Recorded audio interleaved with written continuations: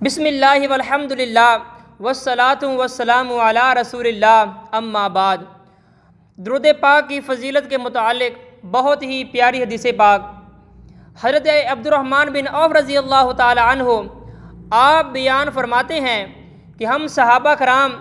حضور علیہ الصلوۃ والسلام کے ساتھ ہر وقت رہا کرتے تھے، آپ سے کبھی بھی جدا نہیں ہوا کرتے تھے تاکہ حضور علیہ الصلوۃ والسلام کی ضروریات میں خدمت کی جائے۔ ایک مرتبہ ایسے ہوا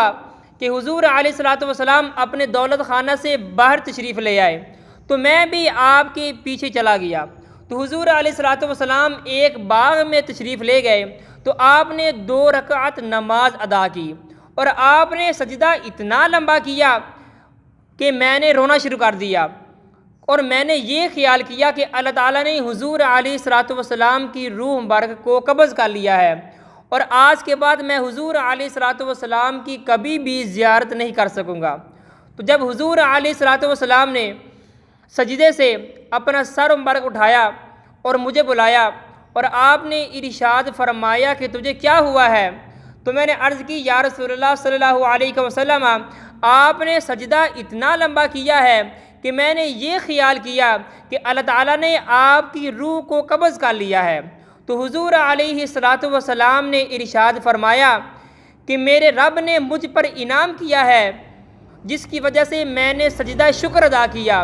انعام یہ ہے کہ میری امت میں سے جو کوئی مجھ پر ایک بار درود پڑھے گا تو اللہ تعالیٰ اس کو 10 نیکیاں عطا کرے گا اور اس کے 10 گناہ معاف فرمائے گا۔ سبحان اللہ، کتنی بڑی نعمت ہے کہ جس نعمت کو ملنے سے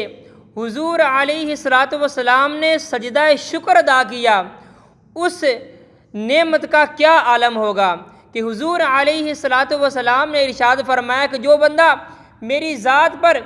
ایک بار درود پڑھے گا تو اللہ تعالیٰ اس ایک بار درود پڑھنے کی وجہ سے